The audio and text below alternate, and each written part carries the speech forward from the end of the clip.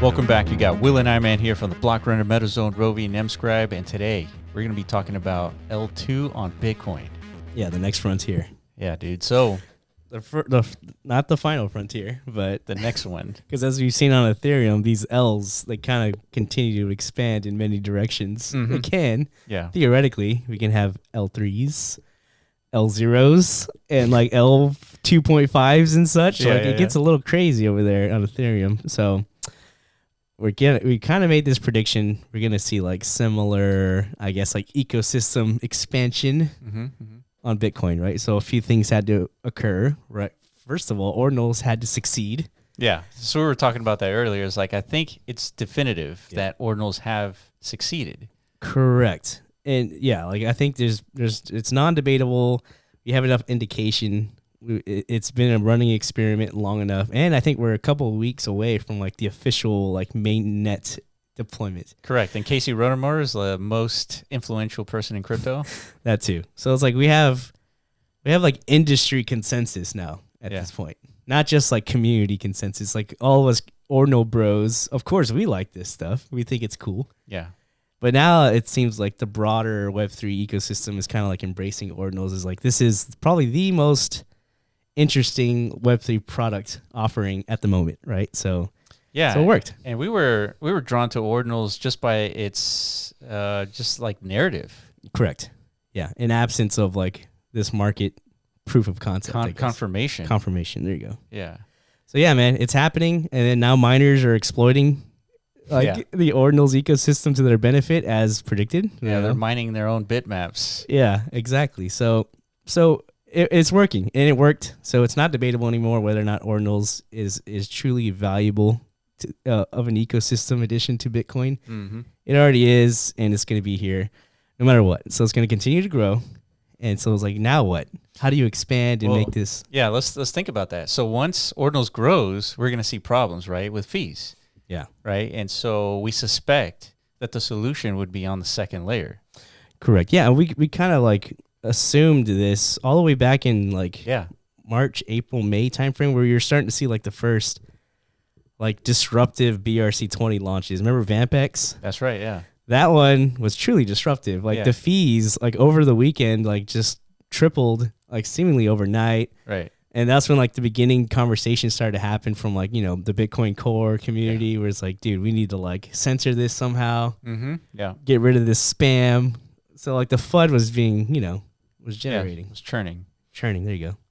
Yeah. So at that time, VampX launched. I remember the fees got so high that it really screwed a bunch of people. Yeah. And so that's when the narrative started shifting to like, how do we solve this? Correct. And yeah, so there's a couple of likely candidates back then, and they're still around now. Yeah. Even more positioned today to kind of like, you know, swoop in and act as, you know, like the saviors of this potential future dilemma. And we saw this happen 4 years ago. Yeah. Similarly, right? Whenever DeFi was booming on Ethereum. Right.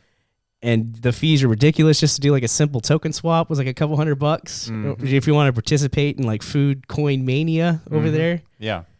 Yeah, it was largely only like an exclusive club of degenerate activity, right? Yeah. But the other conversations, if you go back to our channel, we were having the same talk. It's like, is it going to be XDAI? Yeah. Is it going to be, at the time it was called Matic, not Polygon? Or like a, you know, sharding ever going to come? Things like this. Like we were discussing scalability, right? Yeah. So here we are again, like of deja vu, dude. Yeah. So, and that's kind of the value with Ethereum. Ethereum has gone through all these like development cycles, right? DeFi, NFTs, and all that. So you can suspect that happening all over again on Bitcoin. You can, yeah. So we have NFTs already on Bitcoin. We're going to have DeFi. We're going to have L2 debates. Yeah. And then everything else that Ethereum has had. Well, yeah. So we have NFTs on Bitcoin. It works. You know, Ordinals is great for that.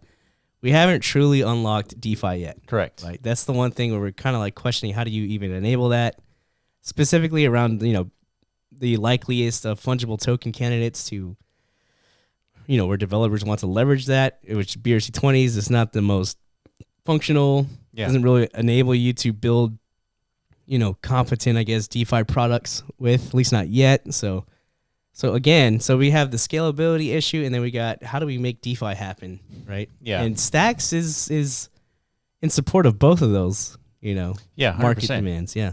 Yeah, so Stacks has been around for quite some time, right? If you go to the max chart here, I think it goes all the way back to, well, way before 2019 even. Mm-hmm. And so now it's probably the location where L2 activity is going to happen, right? Because there is Lightning Network, but it's not the same developer friendly as Stacks is, right? So as you can see today with 34%, rising, 1.5 billion market cap, I think a lot of attention is going to be on Stacks once the Bitcoin fees get, really high. Yeah. So, okay. All right. So we got Stacks, and then we have Alex Labs. So Alex Labs is built on Stacks. Mm-hmm. And this is where potentially out of the DeFi is going to happen. Yeah. Yeah, we've seen this too. I mean, man, our age is really starting to show here. It's like we've seen a lot of this stuff kind of like proliferate in other ecosystems. So we were around to kind of like witness the Polkadot ecosystem kind of emerge. Yeah. And, during like its whole parachain process stage, and then, these different DeFi primitives coming online and such. So there's a lot of parallels between what happened there and what's kind of like happening on Stacks, right? Where like these DeFi suites, mainly supported by, like the foundational organization of this whole like ecosystem layer. Back in Polkadot's day, that was called Akala. That's I remember that. They basically had everything. They had their own native stablecoin. They had their swapping protocol, lending, everything. All the primitives that enables DeFi degeneracy, basically. Yeah. So Alex Labs is kind of like operating under that same like thesis, right? It's like we want to do that. Yeah. We want to be the DeFi, except on Bitcoin, L2 Stacks, which is native to Bitcoin. So we see this happen a lot. It's definitely a need, right? Oh yeah. Now it's just a question of will the culture of Bitcoin and Ordinals embrace this? Dude, I asked you earlier, it's like how much of a need and how big is the market potential of DeFi in comparison to NFTs? And you quickly stated that NFTs on Ethereum are roughly 3 billion, and Uniswap collectively, alone, yeah. I mean, Bored Apes is like a billion, 1.1 billion, something like billion and change, yeah. And Uniswap by itself is worth 5 billion. Correct. Right. So imagine if you did the same math on Bitcoin potential, and we're looking at a lot of entertainment value for Alex. Correct. Yeah, it's just one of those things where like NFTs clearly make a lot of noise, and they generate a lot of conversation, and they pull on the heartstrings. Literally, it's fucking art. You know? Yeah, it's pictures. Yeah, it's artwork, it's collectibles, it's all the things we like love and adore. It pulls down to the roots of our childhoods, right? It's like, man, I really love this stuff, right? Yeah. But then you actually like look at it from like a metrics or statistical point of view. It's nowhere even close to comparison of like the actual financial markets that have been built in Web3, right? It's not even close. Yeah. Right. So that's really like the big unlock that we're looking for here, like for Ordinals to really, or not even just Ordinals, just for, I guess, like the ecosystem narrative around Bitcoin to really like, come true. In this case, we're not talking about Ordinals here. We're just talking about DeFi on L2 on Bitcoin. Yeah, but Alex Labs, they're taking the position of like, okay, bring your Ordinals over That's here. true. They're supporting BRC20s. Exactly. Yeah, working with Domo. Yeah. Yeah, building this like Oracle indexing solution where it's like all happening on Stacks. Yeah. Right. But still, you guys are your own independent indexers, sourcing all this source of truth information, stuff like that, right? So they've been cooking. These things have been in the plans like for months, right? Yeah. So speaking of, Alex, they just released this article 6 hours ago. It says aBTC from Alex, a practical step towards Bitcoin DeFi. So this is this link will be in the description, but they explain what is aBTC, functions of integral part of Bitcoin ecosystem akin to the whole wrapped ETH. So there's parallels here. So it's like, this is the same thing when we were in Ethereum and covering all Ethereum like innovation. Yeah. We saw that innovation just get copied into other chains.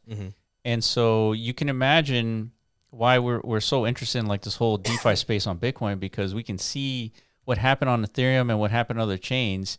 And you take that activity and that action, you apply it to Bitcoin. I mean, we're talking about multiple X's of entertainment value here. That's right. Right. So, yeah. And again, so there's sBTC on the horizon, which, so it's basically like trying to create like synthetic variants, I guess, of like the value of Bitcoin, right? Because that's the big unlock. You want to harness all the potential of liquidity that's been like laying dormant on the Bitcoin's ecosystem. Yeah, for however long, just right? a store of value, right? Right. It's all stored and sitting there, but wouldn't you want to like, lock it up into some sort of vehicle and like be issued something of synthetic value that mirrors your locked value? Sure. Let's do that on Stacks. Let's do that with Alex Labs. So everybody's kind of coming up with their little, lowercase BTC variants. Yeah. But for good reason, right? Because I think we all collectively understand like that's the motivation, that's the goal. That's why Ordinals is so valuable just conceptually. Yeah. It's like you were literally like poking the beast of Bitcoin. It's like, dude. Yeah, wake up. Yeah. Do something. That $1 billion you have sitting there, you can do something with that. Yeah, you're soon to be $1 trillion, because Bitcoin's on the move, by the way. Actually, let's take a look at where is Bitcoin right now? It's like 41 $42,000 Let's go. roughly Bitcoin.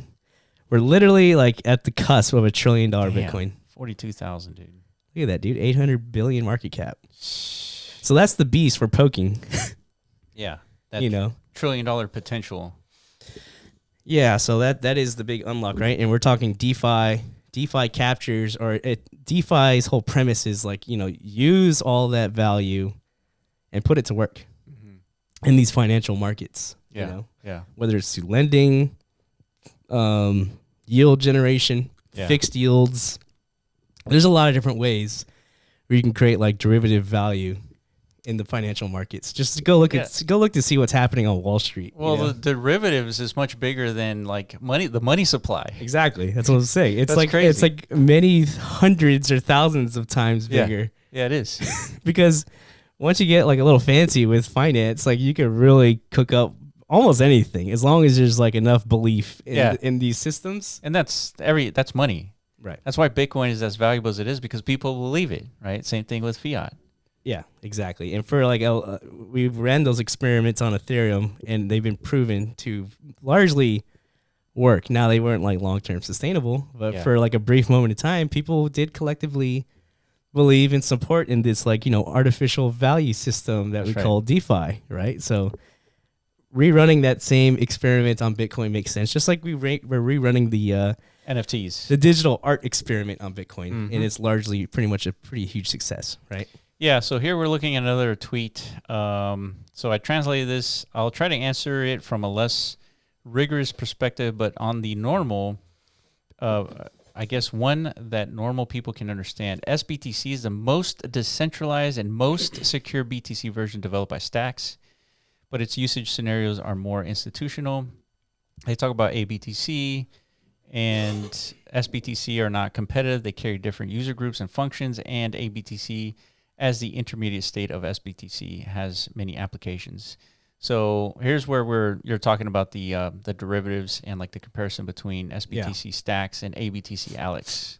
Yeah. So to me, the biggest question mark is like,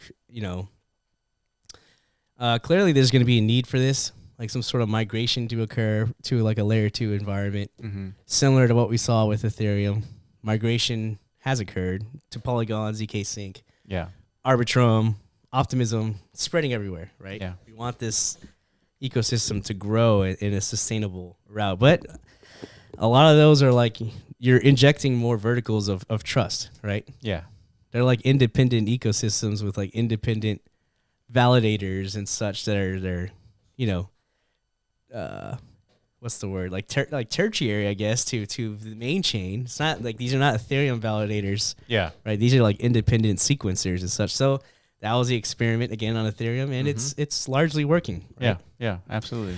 But is the culture different here on Bitcoin? Is the big question. Yeah. Is the market going to demand L1 action only? Which, I mean, I think there's going to be markets for only L1 activity and markets for L2 activity. Yeah, like you said earlier, it's like I think like GameFi makes the most sense. Yeah. right? It's going to be like the traction generator most likely. If you want to build a game that has like some sort of Web3 economics. I mean, if you look at any of the successful Web2 games, they're billion-dollar revenue companies who basically make their entire revenue based off $10 assets. Yeah. Right? And so if you try to do that on Bitcoin, you're going to be spending $50, $60 on a fee for a $10 asset. That really doesn't make sense. No, not at all. Yeah, so it's actually like it has to occur. Yeah. Right? Because, Bitcoin, for this narrative to play out, like you can do anything on Bitcoin like you can on Ethereum or any other L1. It has to satisfy every tranche of, I guess, product offering, right? Yeah. From DeFi to NFTs to gaming. Yeah. Yeah. Everything. It all has to be achievable somehow. Yeah, and also doesn't make sense to have DeFi on L1 outside the fact that you can't really do it. But if you could, it doesn't make sense to be spending $50, $60 per transaction either. Correct.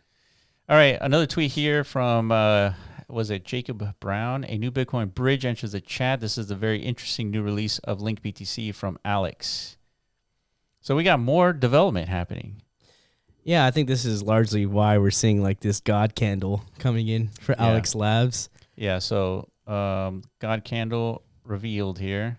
So if you look at the entire chart of Alex BTC, it's been kind of just, I guess, accumulating, and all of a sudden it just exploded. It's like up 50% to today. I mean, that's one hell of 57.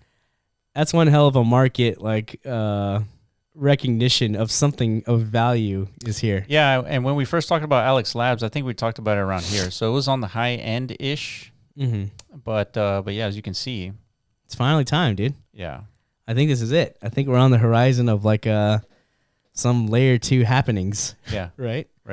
For I mean, you got the Nakamoto release on the horizon for Stacks, sBTC, aBTC with Alex. Yeah, so this is interesting, dude. Like, finally, we're gonna get to see if, if this is the direction we're actually gonna head to.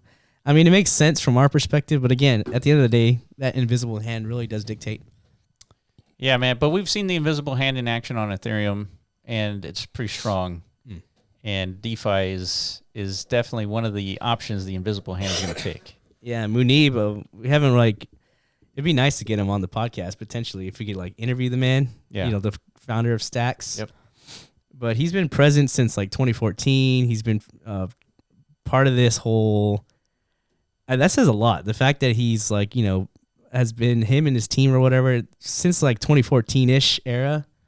They've set themselves on this mission of like enabling smart contracts and like a scalable development environment for Bitcoin, and they haven't really like strayed away from that mission in basically 10 years. Yeah, that's wild, dude. Despite like seeing all of it kind of like go to Ethereum and all this other shit kind of like Cambrian explode away from Bitcoin. Yeah, they stayed the course. And like just now, maybe like it's finally going to come to fruition for them. That's crazy. That's one hell of a narrative, right? That's a good story. I wonder if it was largely due to Ordinals, because I don't know if we'd see this much interest in Bitcoin without Ordinals. No. Well, yeah, that's what I'm saying. You could Stacks has been around. You could have made you deployed art, all the DeFi and all the art, on Stacks, and the people were doing that. But the market just the invisible hand was like. It's like, no thanks. That invisible hand, man. But yeah, Ordinals clearly, again, it is the success story of 2023. Yeah. It's going to largely move the market in 2024. So it's like so interesting. It is interesting, right? So yeah, Stacks and Alex, dude, like it makes sense from a strategic standpoint. You better like onboard this stuff. Yeah. As quickly as possible, and as like make sure whatever bridging process you're like rolling out, just make sure funds are safe at the end of the day. That's what's scary. We saw a hack occurred with, what was that, 2015 project? Kyber swap. Yeah. Damn, that's scary, dude. It happens. So, but I think there's some differences here. These are bridges, but I don't think they require like the same locking of value mechanisms that we've seen from a lot of bridge exploits and such. I want to get into the nitty gritty of all this stuff. We have to, just so that we understand like what the implications are and like. Correct, and I think that's part of our responsibility here. Yeah, it's like we can't just talk about these things. We gotta. Not only that, we might need to use it. Correct. Yeah, that's one of the value benefits of what we're this doing. Channel. Yeah. It's because we actually have to deeply understand these technologies. Yeah, we got to explain it to our team and like, yeah, we have to explain like why this is necessary. Correct. So yeah. And then we're gonna relay all that to you guys at the end of the day. All right, that's it for us. If you have any questions, let us know in the comment section below. And if we miss anything, let us know as well. Follow us on all our Twitter channels, and we will catch you in the next video. Peace.